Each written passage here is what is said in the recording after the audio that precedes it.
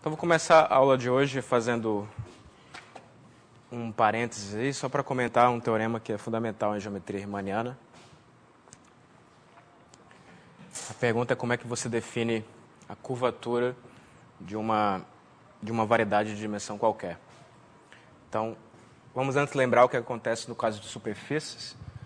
Então, se você tem uma... Vamos lembrar aqui se a gente tem uma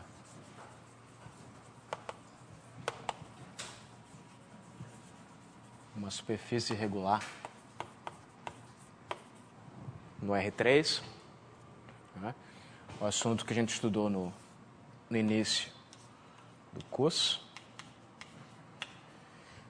Então, a gente tem um fibrado que é o fibrado tangente, né? Você pode considerar o fibrado tangente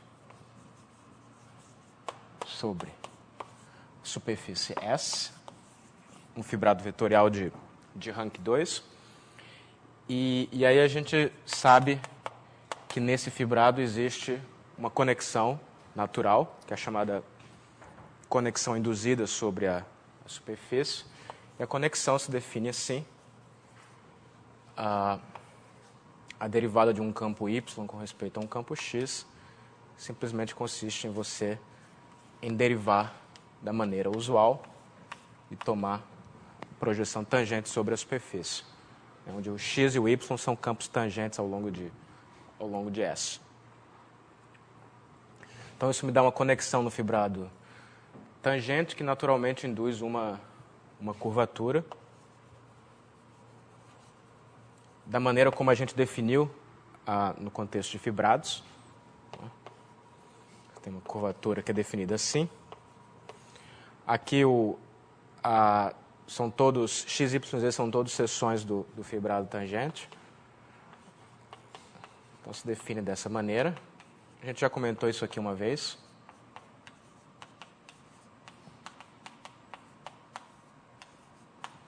E eu tinha observado que, se você escolhe uma base ortonormal num ponto P,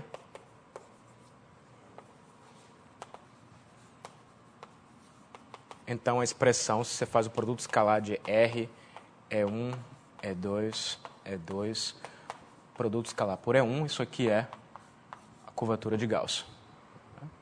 Até aqui é tudo revisão do que a gente já viu, né? Bom, essa conexão, que é a conexão induzida pela conexão do R3, satisfaz duas propriedades importantes. A primeira é que ela é uma conexão métrica, ou seja, se você calcula a derivada do produto escalar de dois campos, y e z, na direção x, isso aqui é simplesmente derivada de y com respeito a x, interno z, mais y derivada de z com respeito a x, ou seja, ela é métrica. Existe uma segunda propriedade, que talvez eu não tenha observado aqui, que é a seguinte: se você olha para a expressão derivada de y com respeito a x menos a derivada de x com respeito a y, e você calcula o que dá, bom, isso aqui consiste em calcular essa expressão e tomar a projeção tangente. Mas quem é esse campo aqui entre parênteses? Que campo de vetores é esse? Esse aqui é a derivada usual, não? Colchete, não é isso? Isso aqui é exatamente o colchete de x e y. Ou seja, isso me diz que isso é a projeção tangente do colchete de x e y. Mas agora o que eu posso fazer com esse termo aqui?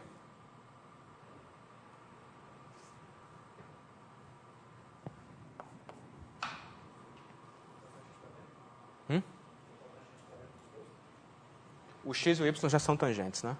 O x e o y são tangentes para que faça sentido falar da conexão da superfície.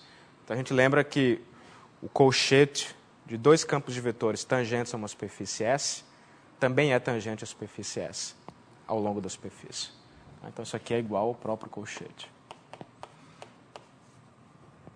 Tá? Isso porque o x e o y são campos tangentes à superfície S. A gente viu isso quando falou do teorema de Frobenius, né?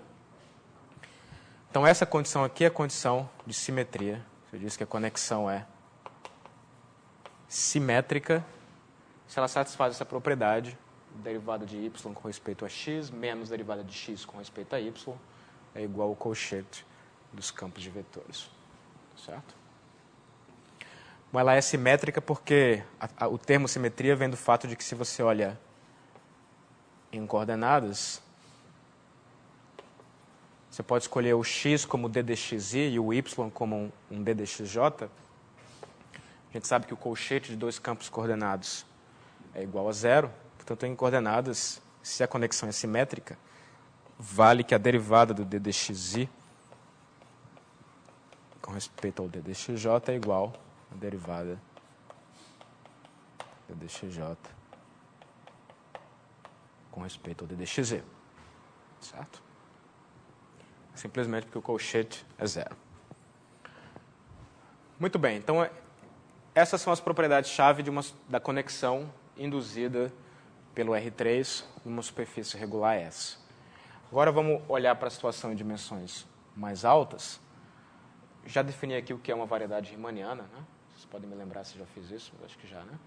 Uma variedade riemanniana é uma variedade diferenciável que vem com um produto escalar em cada espaço tangente. Esse produto escalar positivo definido varia diferenciavelmente com pontos. Então, suponhamos agora que a gente tem uma variedade riemanniana, o teorema seja M uma variedade riemanniana. Pergunta que eu gostaria de responder é a seguinte: a gente já sabe que se a superfície está colocada dentro do R3, né, eu tenho essa maneira de definir curvatura, que é a maneira do Gauss, e isso me dá um invariante intrínseco. Ou seja, eu posso calcular essa curvatura sem fazer referência ao R3. Mas, para isso, eu preciso de uma noção de conexão. Então, dado uma variedade riemanniana, a gente viu que existem milhões de maneiras existem milhões de conexões que são compatíveis com o produto escalar. A gente viu uma construção bastante geral, que pegava localmente uma conexão métrica e fazia uma partição da unidade. Então, essa é uma construção bastante arbitrária. Você tem infinitas conexões compatíveis com o produto escalar. Isso não é bom, porque a gente gostaria que, uma vez fixada a geometria da variedade diferenciável, a gente gostaria que existisse uma maneira única ou bem definida de derivar vetores. Então, é isso que esse teorema diz. O teorema diz que, dada uma variedade riemanniana, existe uma única conexão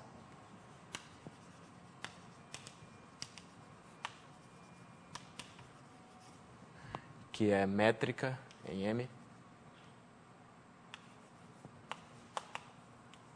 métrica e simétrica.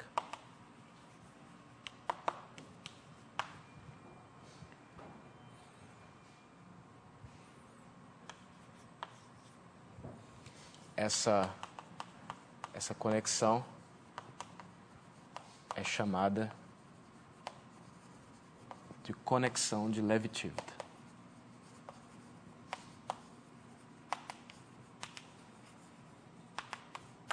Certo? Claro que é importante o fato de que essa conexão existe, né? Mas conceitualmente é mais importante aqui a questão da unicidade, porque significa que a conexão fica bem determinada uma vez dada a métrica riemanniana.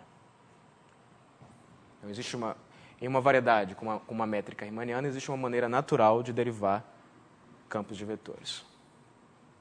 Aqui, para ser mais formal, essa conexão mora no fibrado tangente. Algumas vezes esse é chamado de teorema fundamental da geometria riemanniana. Como vocês vão ver, a prova é bastante simples, mas ele é chamado de teorema fundamental porque ele diz isso, que você ele diz que se você tem uma... Ele diz que a geometria determina a conexão, e a conexão a gente já sabe que determina a curvatura. Você pode estudar a curvatura de objetos que não precisam estar colocados dentro de um espaço euclidiano. Certo? Bom, a demonstração é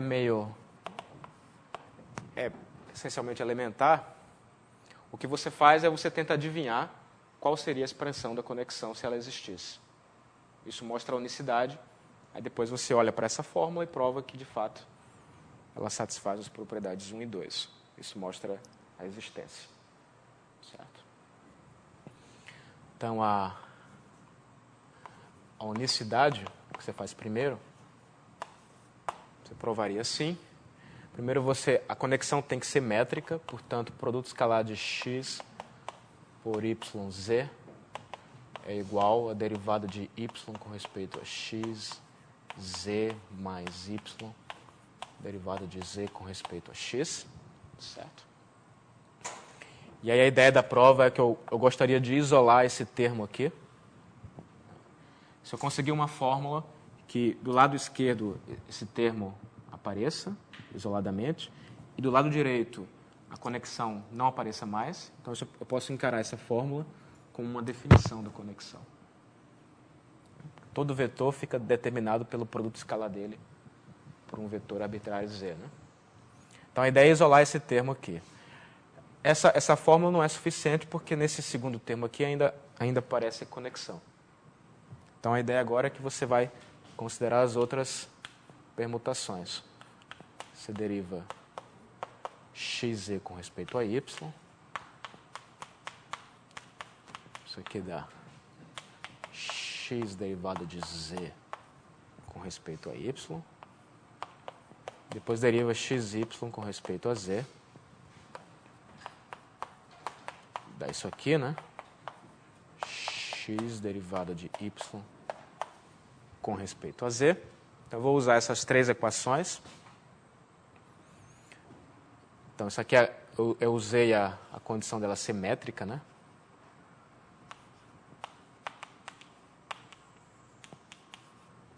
Então, agora, portanto, eu quero isolar esse termo aqui. Então, eu escrevo esse termo é igual a isso menos esse.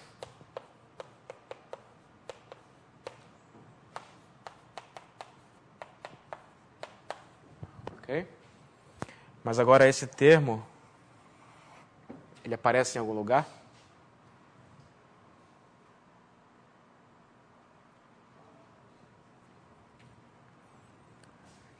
Não exatamente, mas ele parece muito com esse termo aqui, onde está a derivada do x com respeito a z. Então, aí é onde eu uso a simetria da conexão. Certo?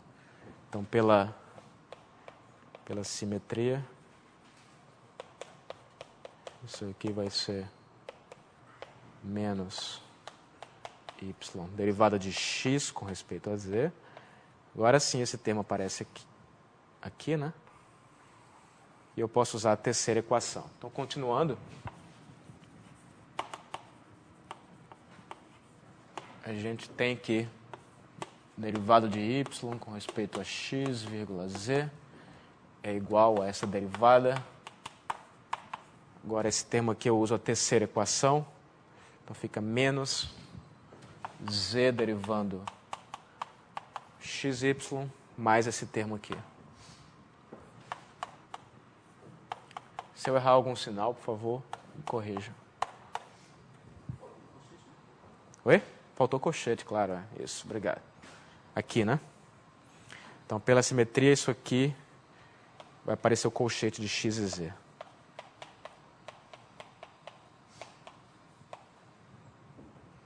Certo? Que aparece aqui também, né? Bom, os termos desse tipo aqui eu guardo porque eles já não envolvem mais a conexão, né? Ok, então você continua fazendo isso. Isso aqui vai ser igual Aí aparece esse termo aqui, aí você olha para as equações, você tem a derivada de y com respeito a z. Esse termo aparece... Não, ele já estava aqui, né? Mas ele aparece aqui com o z e o y trocados. Então, novamente, eu faço aparecer o colchete. Então, repito esse colchete. Agora, esse termo aqui vai me dar, então, o termo do colchete, né?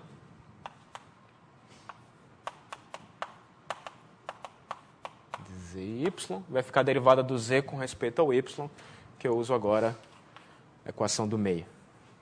Então, derivada de z com respeito a y interno x vai me dar mais y xz menos esse termo aqui. Certo? Agora a gente está quase lá, né? Porque esse termo aqui parece muito com o da esquerda, a única diferença é a questão da simetria. Então, você usa mais uma vez a simetria, você fica com a seguinte expressão. Talvez eu vou fazer o seguinte, vou lembrar que esse termo aqui é igual a esse, pela simetria.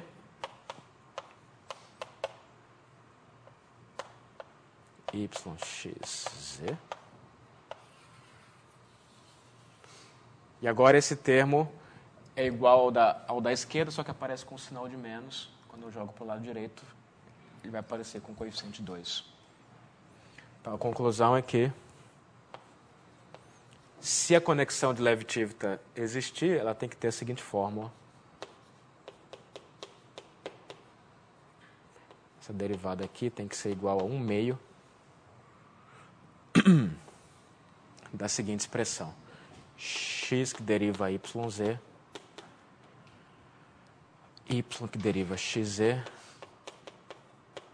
menos Z que deriva XY. E aí tem que colecionar os colchetes. Menos Y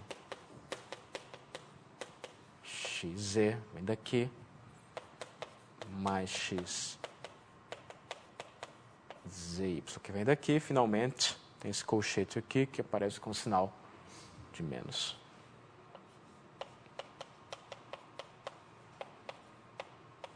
Certo?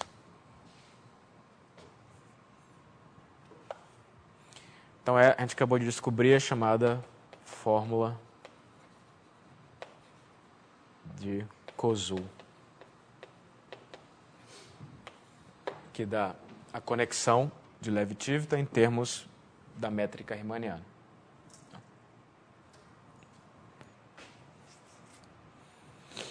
Alguma pergunta? Então, isso prova a unicidade. Qualquer conexão métrica e simétrica ao mesmo tempo vai obedecer a essa fórmula. Bom, e a prova da existência, como eu disse, é só parte da existência.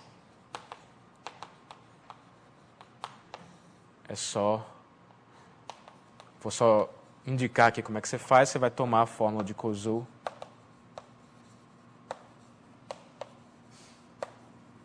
como definição.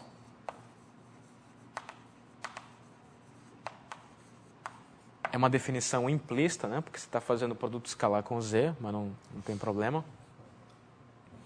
E aí você depois prova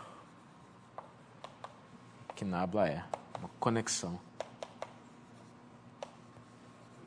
compatível com a métrica e simétrica. E aí eu deixo para vocês fazerem isso, porque é só fazer contas aí. Certo? Tá, então essa é a moral da história. Toda variedade riemanniana vem com uma maneira natural de derivar campos de vetores. Portanto, toda variedade riemanniana tem uma curvatura.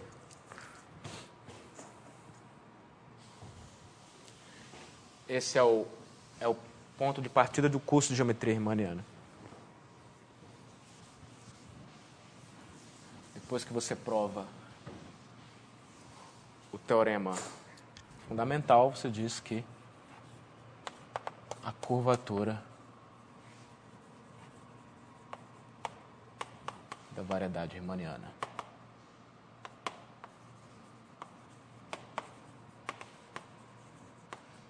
Riemanniana.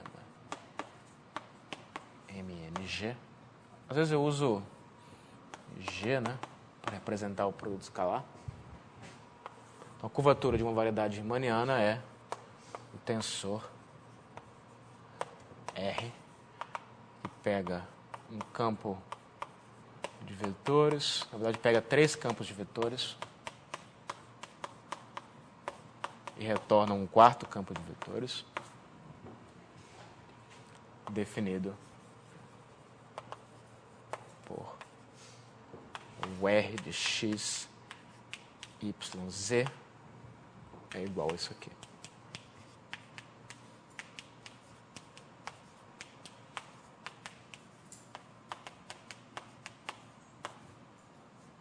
Onde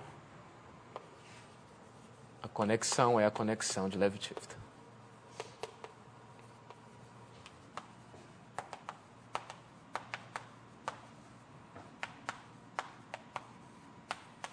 Certo? Essa é a definição de curvatura de uma variedade riemanniana, que é uma definição a priori abstrata, mas aí depois você, ao longo do curso, você aprende que isso de fato é um conceito geométrico, né? Uma ideia bem rápida aqui é que esse tensor, ele, por exemplo, ele carrega a informação da curvatura de todas as superfícies que você pode formar com geodésica. Você imagina que você pega um ponto P, aí aqui dentro da sua variedade você pega um plano de dimensão 2. Essa é a definição geométrica, né? Aí você pega um disco, né, em torno do ponto P, e você olha para a aplicação exponencial, que é definida da mesma maneira que a gente faz para as superfícies. Você pega aqui todos os segmentos de reta dentro de um disco contido nesse plano. Quando você olha para a imagem pela aplicação exponencial, isso gera uma superfície, né?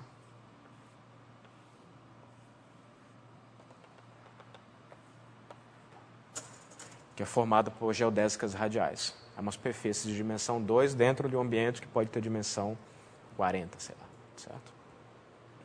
E aí, se você escolhe uma base ortonormal para esse plano, E1, E2, a curvatura de Gauss dessa superfície S sigma no ponto P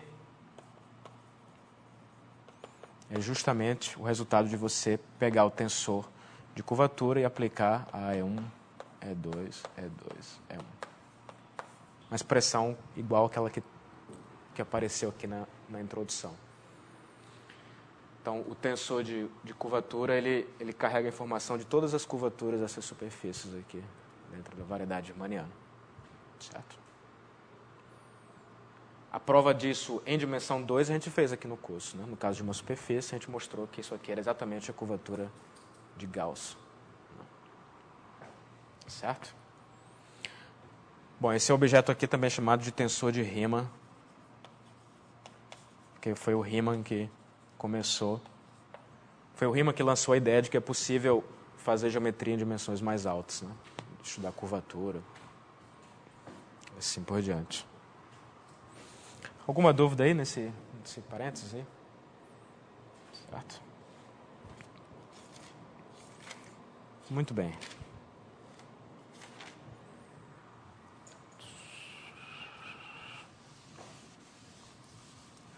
Bom, aí no curso de geometria riemanniana você vai estudar esse objeto de um ponto de vista mais geométrico. Vai estudar a relação da curvatura com a topologia, da variedade, essas coisas.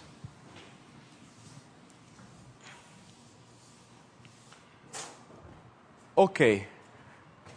Então vamos voltar aqui para o contexto anterior, né? Hoje eu vou falar de classes de Chern, tá certo? A gente vai chegar lá de maneira muito rápida, porque basicamente a construção é muito parecida com a construção das classes de Pontryagin. Vamos só lembrar aqui, então, que a gente definiu as classes de Pontryagin da seguinte maneira. Você pegava um fibrado vetorial real e aí você definia, uma vez escolhida uma conexão tal, você definia a késima classe de Cherney do fibrado como sendo a classe de cohomologia da seguinte forma diferencial: era 1 sobre 2π elevado a k, késima, desculpe, 2k, né? A 2késima função simétrica elementar da forma de curvatura.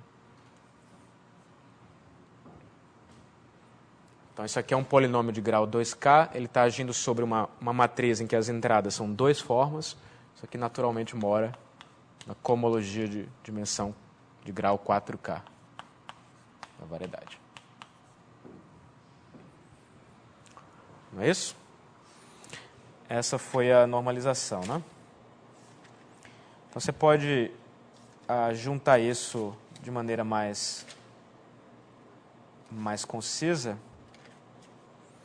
olhando para o determinante da seguinte matriz, que é a matriz formada pela identidade mais 1 sobre 2π ômega. Lembra que a gente tinha uma fórmula aqui que dizia que o determinante da identidade mais um tx, isso aqui era 1 mais t vezes o traço de x, né? Mais t ao quadrado vezes o sigma 2 de x, assim por diante, até o t elevado a n, sigma n de x. Né? Então, a mesma fórmula aqui vale, porque isso aqui é uma identidade polinomial, então tanto faz se você aplica a números ou a formas de grau par. O importante aqui é que tanto a identidade como o ômega tem a propriedade que as entradas têm grau par, né? A identidade é uma matriz de números e um número é uma forma de grau zero. Então, tem um elemento aqui da álgebra de cohomologia de grau par. Então, a mesma fórmula vai me dizer que isso aqui vai ser 1, né?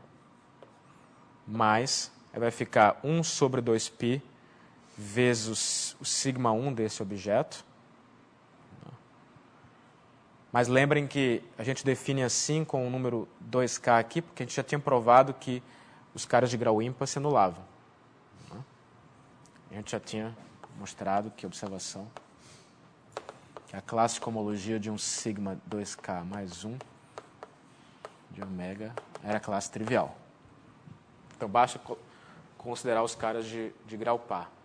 Então, quando você faz a expansão aqui, você passa a classe de cohomologia, você vai ter exatamente o P1 de E mais P2 de E. Até terminar aqui a conta, né? Quanto que termina? Tem que você fazer essa conta aqui.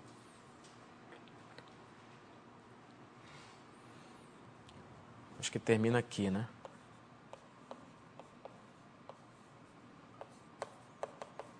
Não, porque lembra que esse K aqui, na verdade, é metade do grau que você está aplicando a fórmula. A fórmula termina no sigma n, né? Mas você divide pela metade, como tem que ser um inteiro, vai terminar na parte inteira de n sobre 2. Então, formalmente, essa soma aqui é um elemento da soma direta das cohomologias, né?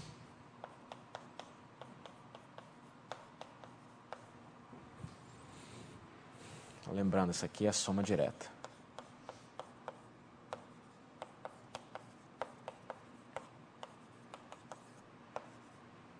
A M aqui não. Aqui, na verdade, vai até a dimensão da variedade, né? Se isso aqui passar da dimensão da variedade, não tem problema, ela vai ser a classe nula, né? De qualquer forma, aparece na soma. Tá, então, esse objeto aqui você chama de classe de Pontryagin total. É a soma desses caras. Certo.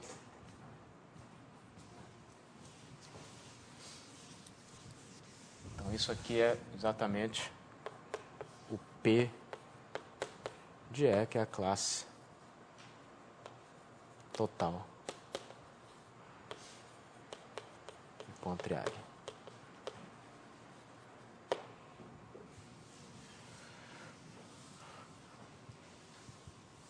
Muito bem. Então, agora como é que você faz com classes de Chern? A ideia é que as classes de Chern vão vir da mesma construção, só que no lugar de um fibrado real, você vai ter um fibrado complexo. E de alguma forma a gente vai ver que as coisas se simplificam, porque, por exemplo, você ganha mais informação, porque, por exemplo, as formas de grau par e não múltiplo de 4 podem ser não triviais. Mas a construção é a mesma. Você pega, então, um fibrado complexo,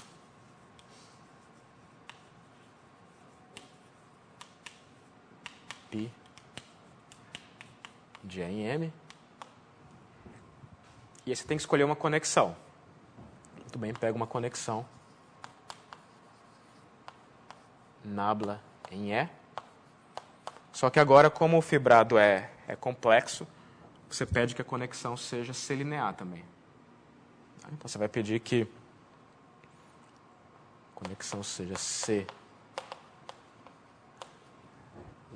no sentido em que a derivada da seção que é I vezes S, com respeito a um campo X, tem que ser igual a I vezes a derivada de S. Certo? Então, pega uma conexão C-linear. Novamente, essas conexões existem, porque você pode definir a conexão localmente, com uma derivada usual, depois fazer uma partição da unidade. E uma vez escolhida a conexão, você tem a curvatura R, que é definida da mesma maneira. Você vai pegar, então, dois campos de vetores x e y. O R de xy aplicado a uma seção S vai ser definido dessa forma.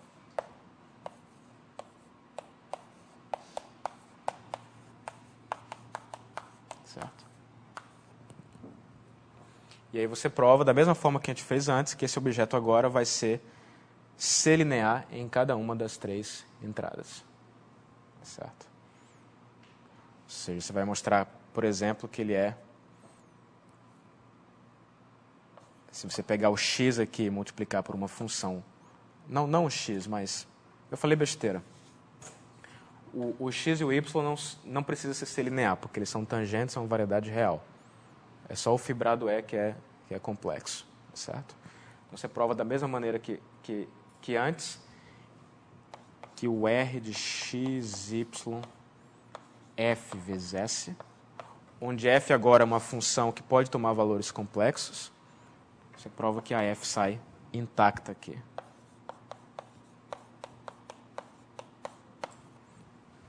Ou seja, novamente você prova que o R é um tensor.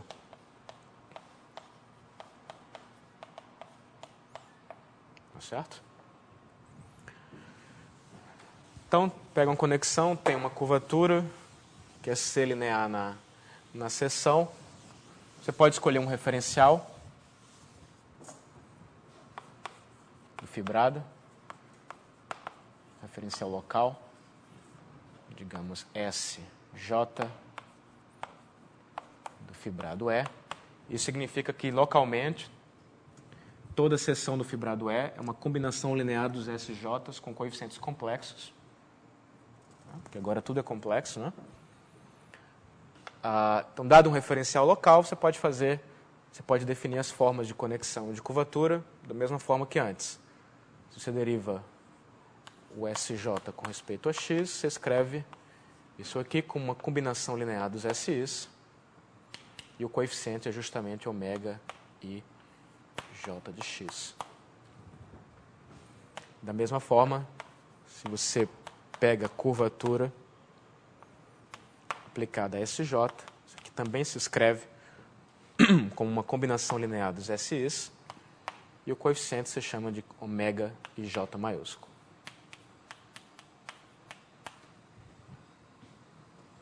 Tá? Qual é a diferença aqui para o caso real?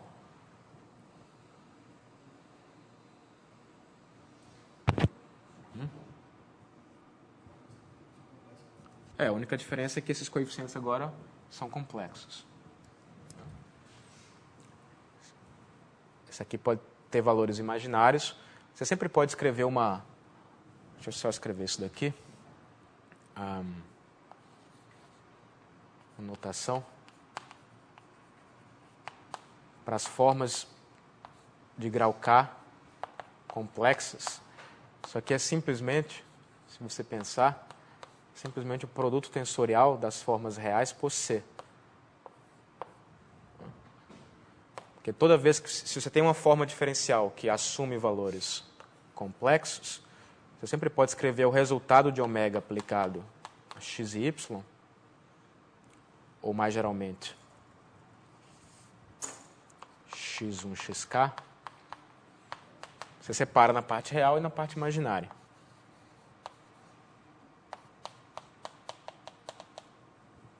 Vou fazer assim. Parte real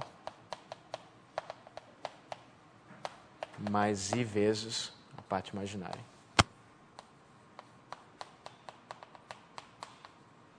E aí é claro que se a forma é antissimétrica, sua parte real e sua parte imaginária vão ser antissimétricas também. Então, uma forma diferencial complexa simplesmente é um objeto do seguinte tipo, um objeto do tipo ω1 mais I ω2, onde ω1 e ω2 são formas reais.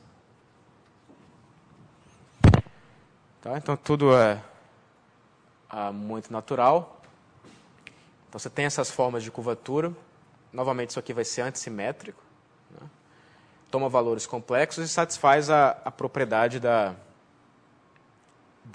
invariância por conjugação, né? por semelhança. Que o ômega beta é igual a G alfa beta menos 1, ômega alfa, G alfa beta, onde agora esse G alfa beta toma valores no conjunto das matrizes C lineares e invertíveis. Então, você pode falar de polinômios invariantes.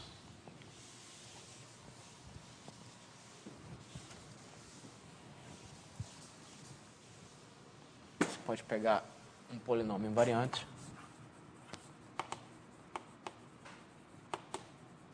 Invariante F, onde agora ele é um polinômio invariante nas matrizes complexas. Mas a gente já viu aqui que essa álgebra polinomial continua sendo gerada pelas funções simétricas elementares. Na hora de provar isso, eu tive que complexificar, né? Então, isso aqui é novamente gerado pelo sigma1, sigma2, sigma-n, certo? E é assim que você define classe de Chern. Você prova que se o polinômio é invariante, né? Então o f de ômega faz sentido, vai ficar bem definido independente da carta. Então, você prova que esse cara faz sentido. E você prova, da mesma forma que antes, que ela é uma forma fechada. A mesma conta. Certo? Portanto, ela define uma classe de cohomologia. E também, da mesma forma que antes, você prova que a classe de cohomologia não depende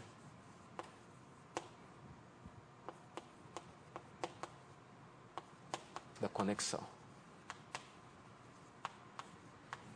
Ok?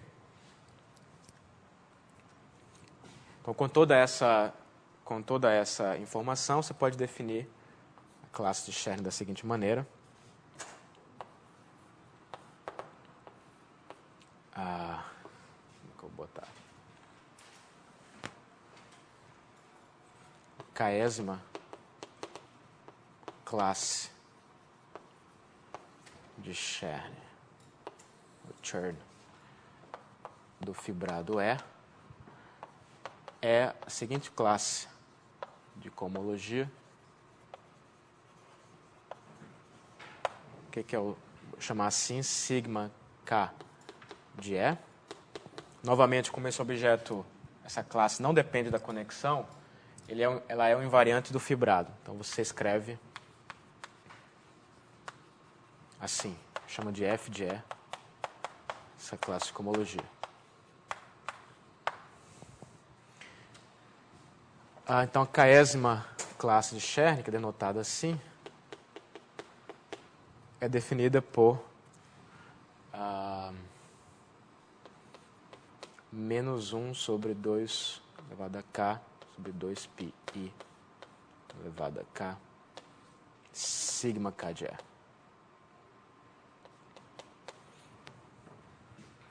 Isso aqui, por sua vez, é menos 1 elevado a K dividido por 2πi K, a classe de cohomologia de sigma K de ômega. Vou botar esse coeficiente para dentro aqui.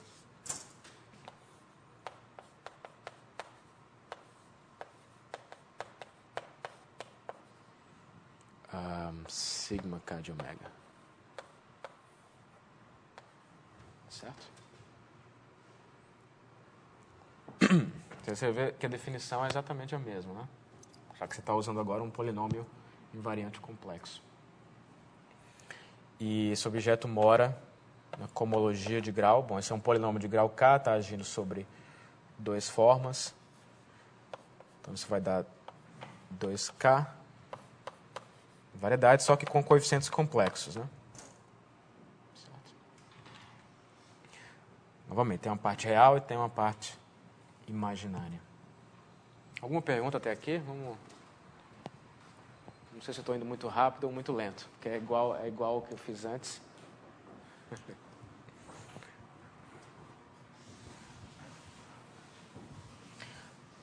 Bom, no caso das classes de Pontryagin, a gente mostrou que as únicas classes de Pontryagin possivelmente não triviais são aquelas em que o grau é um múltiplo de 4. A gente vai ver que esse não é o caso para classes de Chern. Todas podem eventualmente ser não triviais, o que é interessante.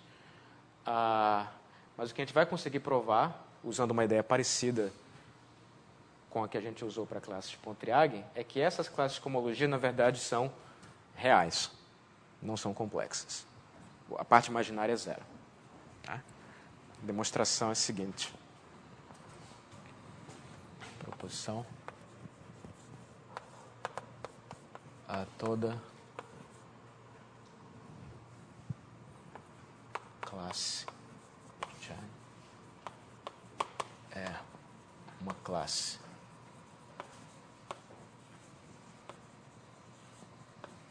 de cohomologia real. Então, demonstração.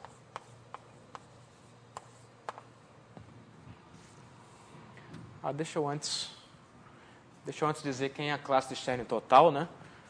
Com a classe Chern total, é simplesmente, você vai olhar para o determinante. Novamente, isso é inspirado por baseado nessa fórmula. Você escreve determinante da matriz identidade,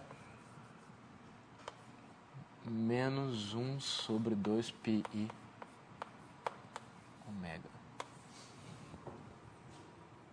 Então, quando você escreve essa expressão aqui, pega a classe de cohomologia, que vai ser exatamente 1 mais, vai aparecer o sigma 1 desse objeto, que o sigma 1 é linear, então esse coeficiente sai.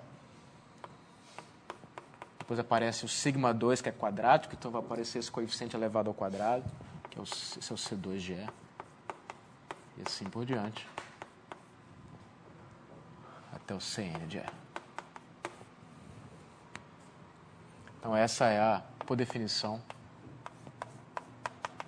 é a classe de Chern total.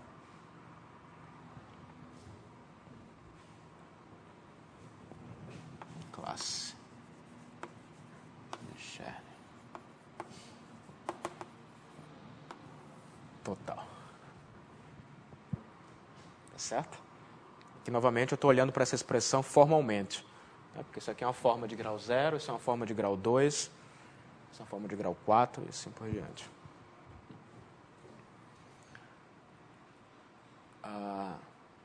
Ok, alguém lembra como a gente mostrou que as classes de Pontryagin davam 0 se o grau era ímpar?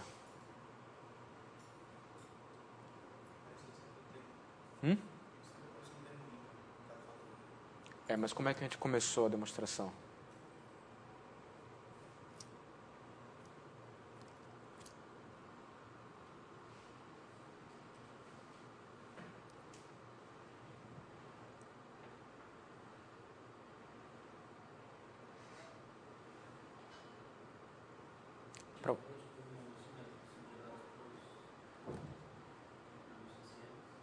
Sim, a gente usa isso, mas novamente, como é que a gente começou a demonstração? Porque para ter informação sobre uma classe característica, você primeiro tem que escolher uma conexão. Você pegou uma conexão métrica, né?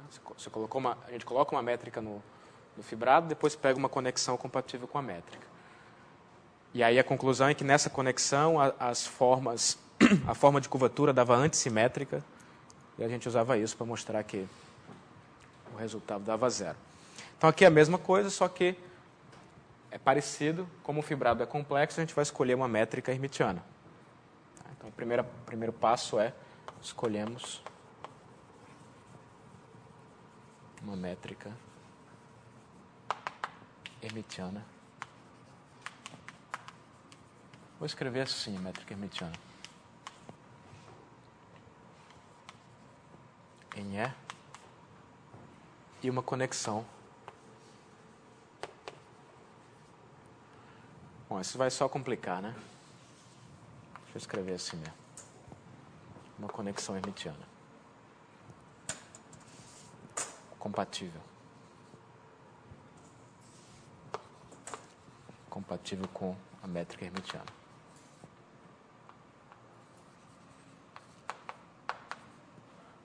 Lembrem o que significa ser hermitiana, né? Um produto escalato que ele é C-linear na primeira variável e é anti-C-linear na segunda.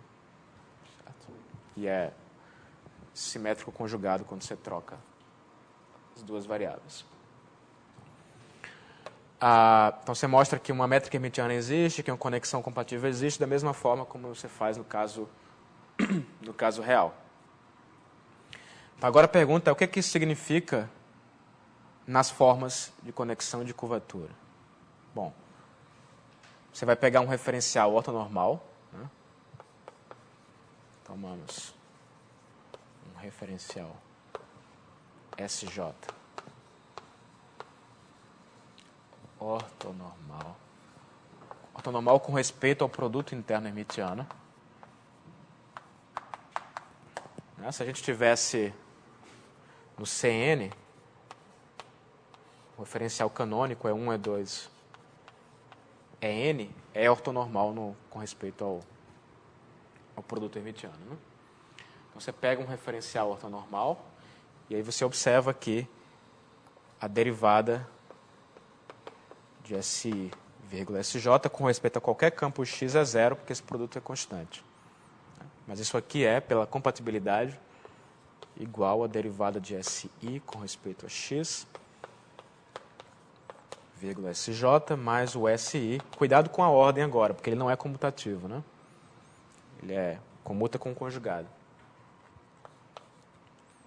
E é isso que vai fazer a diferença. Então a gente obtém essa expressão. Só que agora se a gente olha para as formas de conexão, o que vai sair daí? Bom, eu posso escrever esse termo aqui com uma combinação linear das SKs. O coeficiente é ômega KI, né? De X, vírgula SJ. Posso passar o outro para o outro lado, a soma dá 0, então isso é igual a menos esse outro cara aqui. E aí a derivada do SJ com respeito a X, novamente, é uma combinação linear dos SKs. O coeficiente é o ômega KJ. Tá certo isso?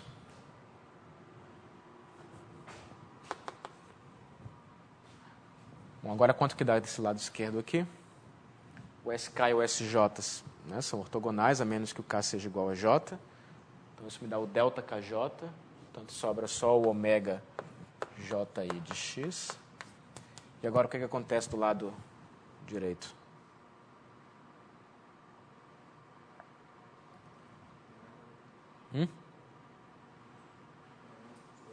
Menos o conjugado. Né? Agora esse coeficiente aqui, ele pode ser complexo. Então ele sai pelo conjugado. Isso aqui vai ser menos ômega KJ. Ômega I J de X conjugado. Certo? Então o que isso mostra é que a matriz ômega, né? Uma matriz de formas, ela é anti-hermitiana, né? Como é que chama isso?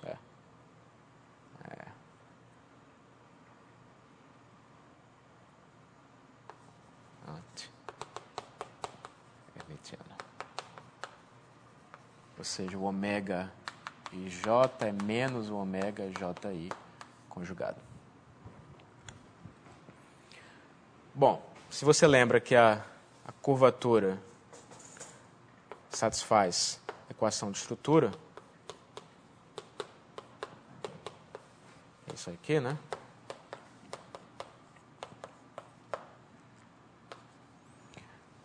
Você usa que a ômega minúsculo é anti-hermitiana, faz a conta, e prova que a maiúsculo também é anti-hermitiana. A ômega maiúsculo também é anti-hermitiana. Já satisfaz que o ômega J é menos ômega JI conjugado. E agora?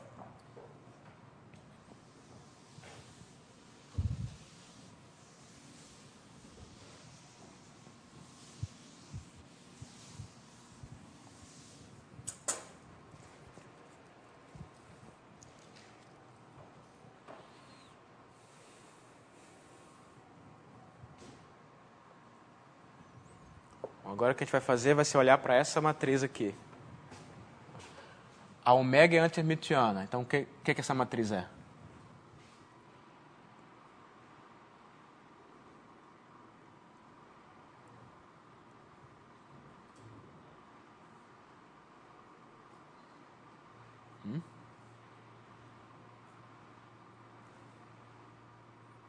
Quem é o conjugado de I, né? O conjugado de I é menos I. Então, por causa do I aqui, ela passa a ser hermitiana. Assim como a identidade é hermitiana também.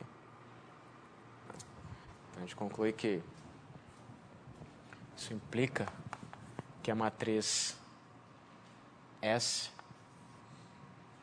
definida assim, né? O SJ é o delta IJ menos 1 sobre 2πi ômega J, por causa do I aqui, satisfaz que o SJ é igual ao SJI barra. Certo? Ou seja, S é hermitiana.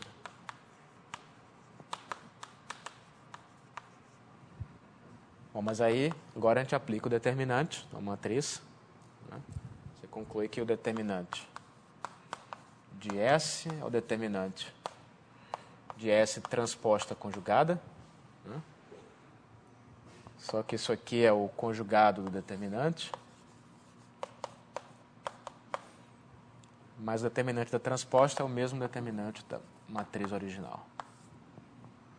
Então, a gente concluiu que o determinante de S é igual ao determinante de S barra, ou seja, isso me diz que a parte imaginária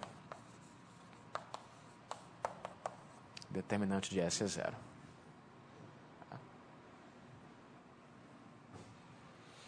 Ou seja, na hora quando eu for olhar para essa forma diferencial, antes de passar para a cohomologia, né? Quando eu for olhar para essa forma diferencial, ela tem uma parte real e uma parte imaginária. Bom, essa parte imaginária é zero. Fica só a parte real. Então, isso implica que o determinante de S vai ser um elemento do cara de RAM, uma classe de cohomologia. Antes de passar a cohomologia, né?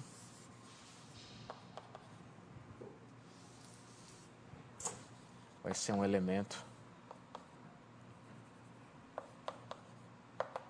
com coeficientes reais, né? Depois que você passa a cohomologia, você vai ter aqui um elemento do grupo de cohomologia de de RAM com coeficientes reais. Estou escrevendo R para enfatizar, né? E isso aqui era a classe de Chern total, né? Então, como cada classe aqui tem grau diferente, né? Isso aqui está no H0, isso aqui está no H2, isso aqui está no H4. Não tem nenhuma mistura aqui. Então, se a parte imaginária total é zero, é porque a parte imaginária de cada uma é zero. Ok. Alguma dúvida sobre essa demonstração?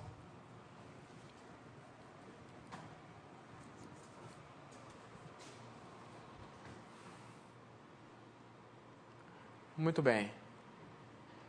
É possível mostrar que, na verdade, você escolhe esses coeficientes aqui, esse 2π, né? Você poderia perguntar por que o 2π?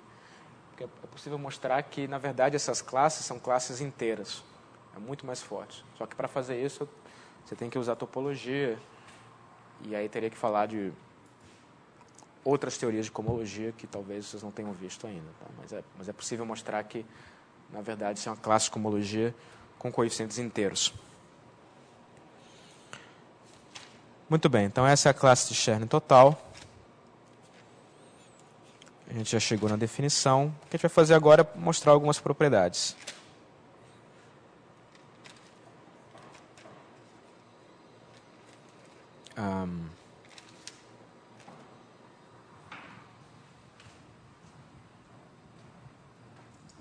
A primeira, que vai ser bem simples de mostrar,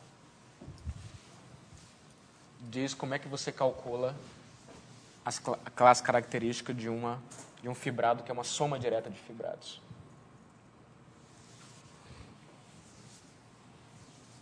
Você vai olhar como é que essas classes se comportam com respeito à soma de Wigner. E aí é mais fácil, por isso que às vezes é conveniente escrever a classe total, porque aí a fórmula fica muito mais concisa. Você tem duas fórmulas, se o E e o F são fibrados reais. Aqui fibrados sempre vetoriais, né? Sobre a variedade. Então vale que a classe total de Pontryagin da soma direta é o produto das classes.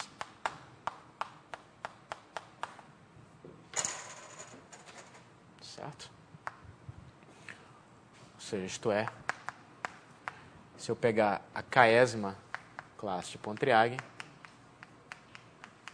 isso aqui vai ser a soma da iésima do E vezes a K menos iésima do F, onde o I varia de 0 a K.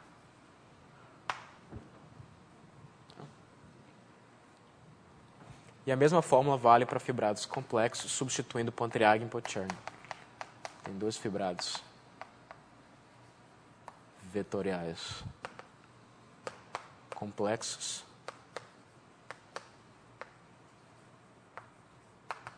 Você prova também que a classe de Chern total da soma direta é o produto das classes de Chern.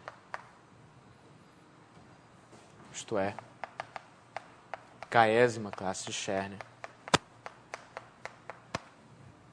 novamente a soma da iésima de E vezes a K menos iésima de F. E variando de 0 a K. Certo? Que produto é esse aqui?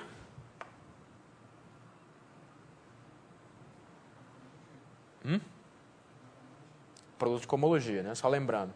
Cada classe aqui é representada por uma forma diferencial. Você pode fazer o produto exterior das formas. A gente mostrou que esse produto fica bem definido no nível da cohomologia.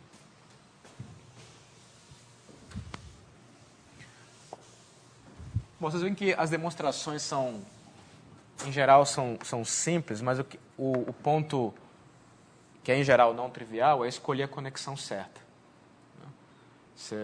A gente viu que essas classes não dependem da conexão, mas aí, para provar os resultados, você escolhe uma conexão com propriedade específica.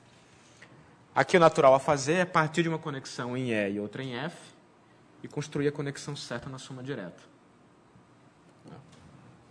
Demonstração. Vamos fazer só o 2 aqui, porque o 1 é completamente análogo. Então, você pega uma conexão em E,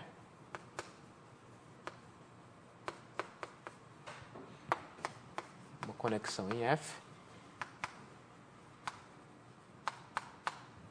Como é que você define uma conexão na soma direta? Existe uma maneira óbvia de fazer, né? Você vai pegar uma seção da soma direta, pode ser escrita assim, né? Se S é uma seção da soma direta, eu posso ver isso aqui como um par de seções, uma em E e outra em F. E aí eu escrevo assim, o S é o S1, soma direta é S2. Então, o natural fazer, se você quer derivar esse objeto aqui, com respeito a x, o resultado tem que ser naturalmente um par de seções, uma em E e outra em F, então você faz coordenada a coordenada.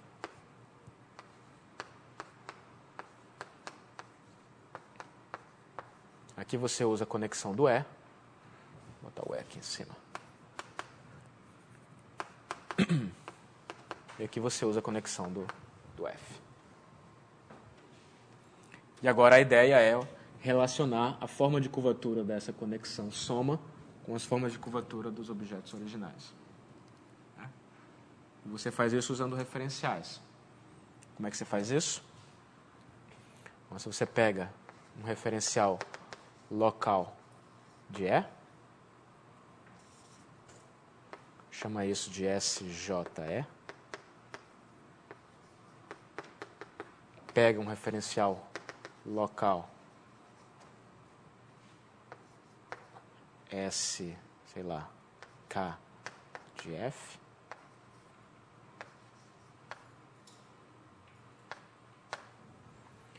Então, pergunto a vocês qual é o referencial local mais natural construído a partir desses da soma direta.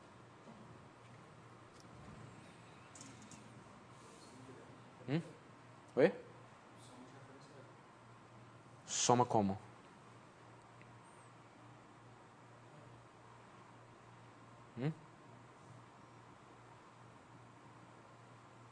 Lembra quantos vetores você quer aqui? Aqui você tem quantos... O número de elementos aqui é o rank de E. O número de elementos aqui é o rank de F. Quantos elementos você quer aqui na lista final?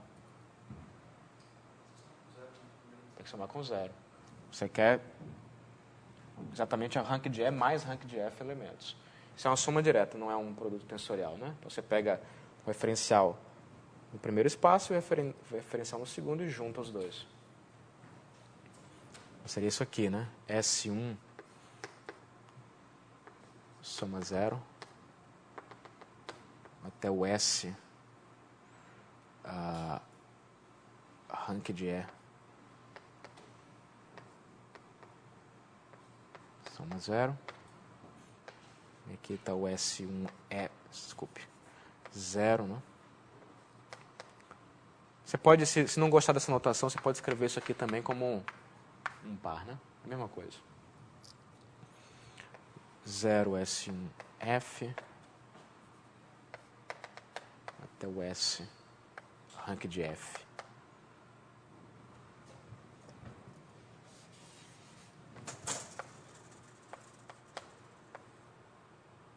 S rank de F, né? Eu só somei com o 0 do outro lado e juntei os termos. Então, isso aqui é um referencial do fibrado soma direta. E aí é fácil agora calcular a conexão.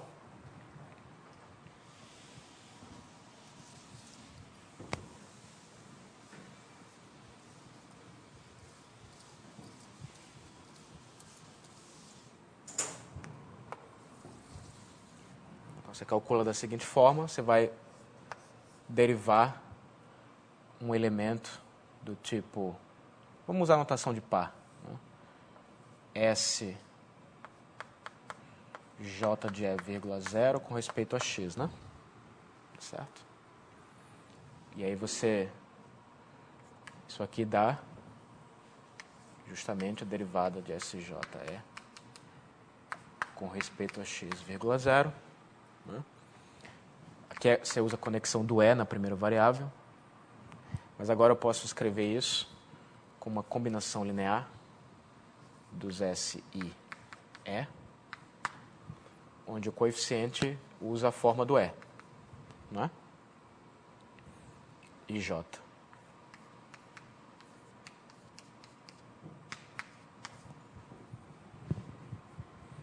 Agora eu jogo esse coeficiente para fora e fico com uma soma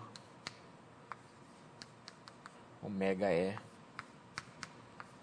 J de x vezes o S e E vírgula 0.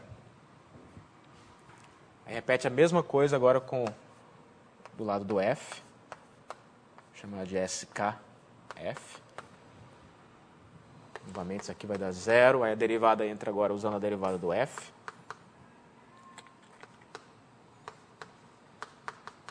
E aqui você pode relacionar com a forma de curvatura do F. Isso é uma combinação linear dos SL com ômega do F, LK aplicado a x. E ele tira esses coeficientes. Ômega F, LK. E aí fica 0 SL, né? Reparem que o que eu cumpri foi o primeiro passo para você calcular a forma de conexão. Eu derivei os elementos do referencial e escrevi o resultado como uma combinação linear dos elementos do referencial. Então, com isso, eu posso formar a matriz de conexão na soma direta. Isso aqui vai dar uma matriz. O que essas fórmulas me dizem sobre essa matriz?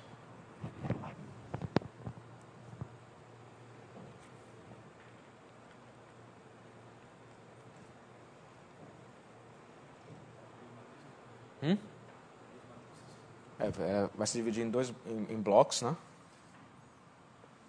Você vai ter aqui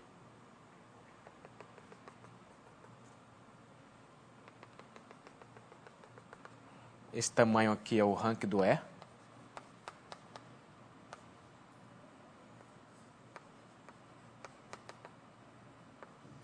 Enquanto que esse tamanho aqui é o rank de F.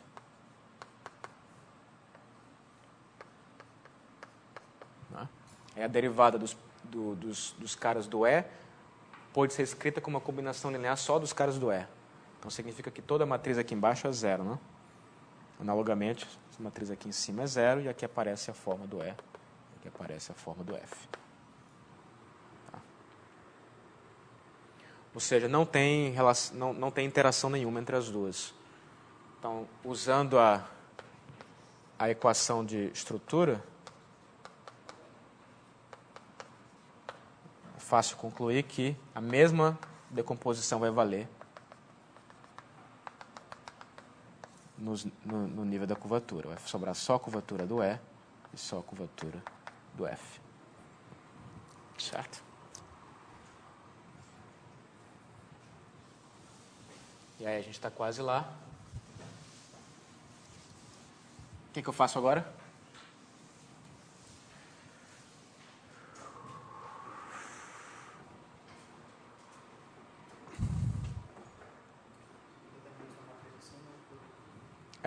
Olha para essa matriz aqui, né? Então, você vai observar que quando eu olhar para a matriz identidade menos 1 sobre 2πi vezes ômega, a matriz identidade também pode ser decomposta em blocos, onde essas matrizes aqui são 0 e 0, E essa aqui é a identidade, isso aqui é a identidade. Certo? Então, isso aqui também se decompõe em blocos.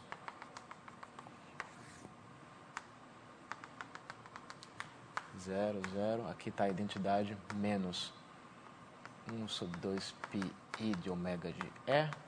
E aqui a identidade menos ômega de F. E aí a gente usa agora a álgebra linear. Você sabe então que o determinante de uma matriz bloco desse tipo aqui vai ser o produto dos determinantes das duas matrizes. Certo? Vezes.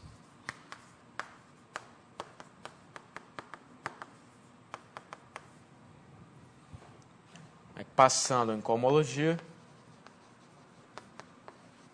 você fica com o lado esquerdo é a classe total, por definição, da soma direta, porque o ômega é a forma de curvatura da soma direta com aquela conexão particular. Do lado direito a gente tem conexão do E vezes, classe de Chern total do E vezes a classe de Chern total do F. Certo? Acabou a demonstração. Com essa igualdade aqui, segue porque você só compara os graus, né? Quando você tem dois polinômios que são iguais, a componente homogênea de grau K de um tem que ser igual ao componente homogêneo de grau K do outro. É a mesma coisa aqui. Se você pega qual é o elemento de grau K desse produto, né? Você pode escrever isso aqui como o lado esquerdo é 1 mais C1 da soma mais o C a rank de E mais rank de F da soma, esse é o lado esquerdo. E o lado direito fica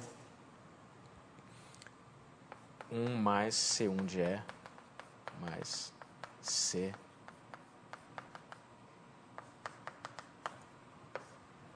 vezes 1 mais C1 de F.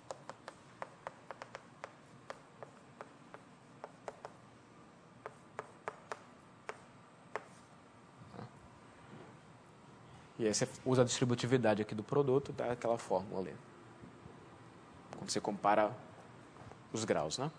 O componente de grau K do lado esquerdo tem que ser igual ao componente de grau K do lado direito. Então a gente prova essa fórmula aqui.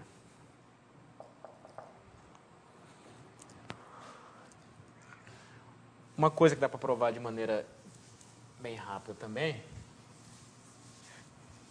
é que se você sabe calcular classes de Chern, você sabe calcular classes de Pontryagin. Por quê? Pela seguinte proposição. Deixa eu só antes fazer uma observação. Se a gente tem um fibrado vetorial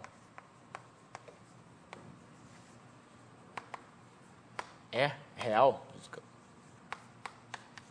eu posso transformar esse fibrado vetorial real num fibrado vetorial complexo, fazendo o quê? Qual é a maneira mais simples de fazer isso? A maneira mais natural. Produto tensorial, né? Como você transforma o Rn no Cn, né? Você faz o produto tensorial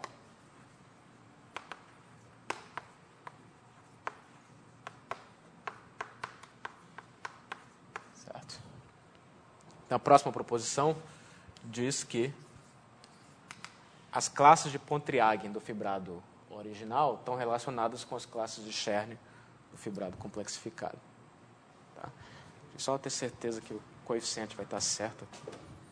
A gente poderia fazer a conta e depois escrever, mas...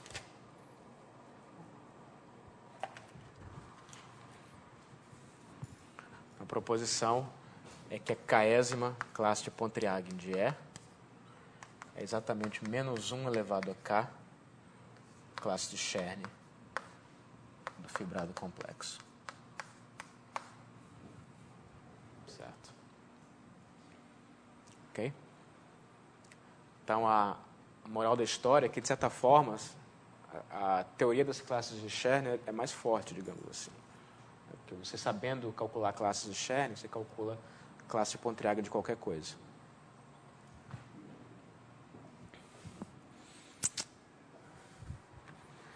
Bom, a demonstração é só ter cuidado com o formalismo, mas é quase que trivial a demonstração.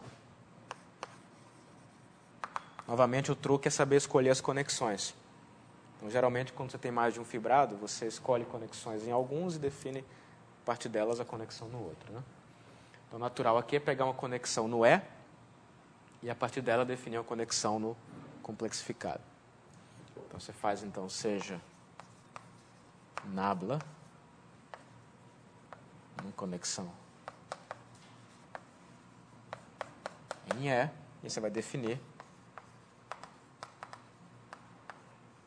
uma conexão no complexificado. Bom, um elemento do produto tensorial você pode escrever, eu pelo menos gosto de escrever assim, é o S1 mais I vezes S2, né? Onde o S1 e o S2 são seções do E. Isso. Você pensa nessa como uma parte real e nessa como uma parte imaginária. Bom, mas aí tem uma coisa óbvia a fazer, né? Você quer que essa conexão seja C linear, então a definição é essa. Opa. Usa a conexão original na parte real e na parte imaginária. Certo?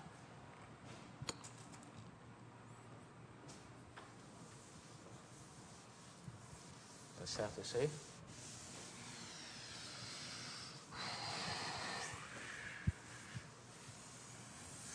E aí agora você olha para os referenciais. Então, se você pega um referencial local SJ de E, qual é o referencial do complexificado que isso induz?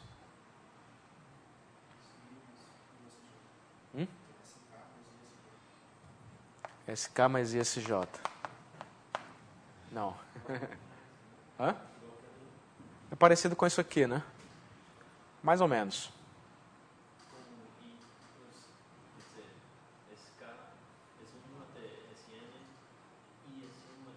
Não, é mais simples que isso. Hã? Não. Pega o próprio SJ. Porque qual é a sutileza, né? Que esse é um referencial sobre R, né?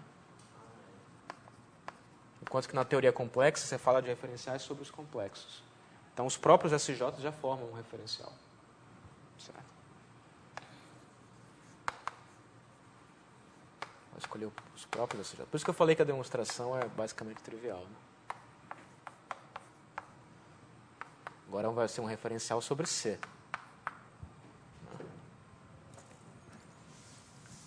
Então o referencial é o mesmo, a conexão é a mesma. Porque você agora está trabalhando com um referencial que não tem parte imaginária. O referencial é puramente real, né? Então você escreve a derivada complexificada do SJ com respeito a x. Por definição, essa é uma seção real. Né? Então isso aqui é a conexão original. Mas isso aqui é uma soma de ômega ij de x s de i.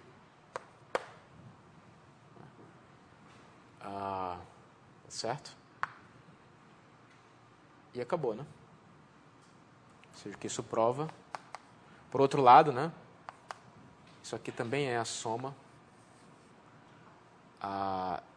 sobre os SIs da ômega do complexificado, usando a definição. Então, eu mostrei que a forma de conexão é a mesma. Certo? Uma vez que a forma de conexão é a mesma, a forma de curvatura é a mesma. Portanto, você tem que o f de ômega c vai ser igual ao f de ômega, qualquer que seja o polinômio invariante f. em particular, você pode aplicar para função simétrica elementar. Para todo f.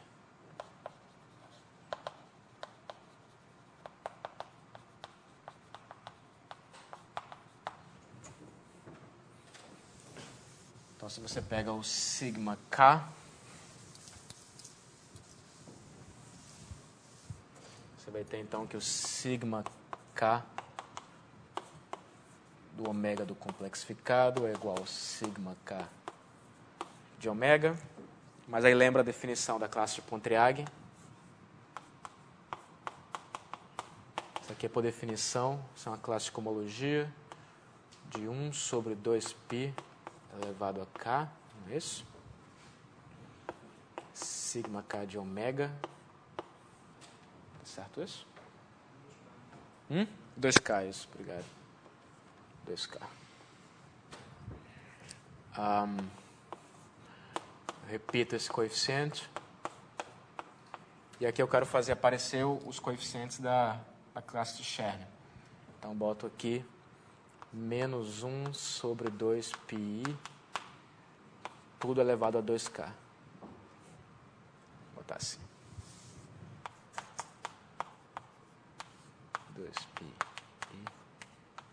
E eu tenho que compensar, né? Para não alterar o resultado, eu tenho que multiplicar e dividir.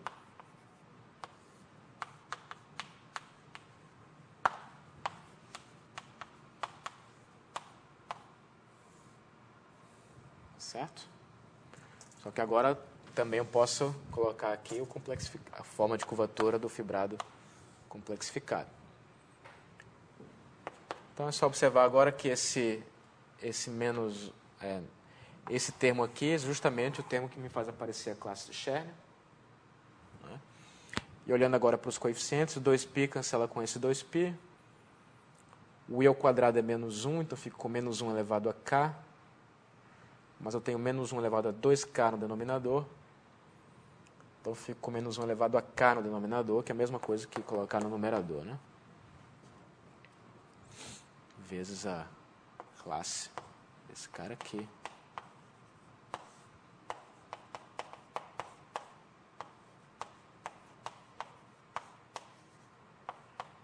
Mas isso é por definição.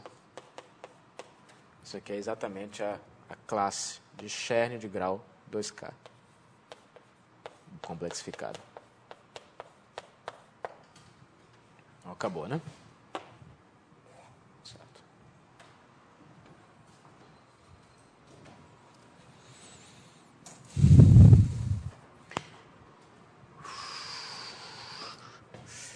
Bom, se vocês olharem no livro, vocês vão ver que também tem uma forma de relacionar da maneira inversa, mas que não é tão simples quanto essa, né? Essa aqui diz que se você sabe calcular a classe de Chern, você sabe calcular as classes de Pontryagin. O recíproco não é verdadeiro.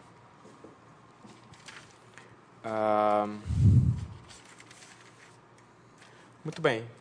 Então, isso acaba a parte das classes de Chern. O que eu vou fazer na próxima aula, então, vou tentar falar alguma coisa sobre o Gauss-Bonnet.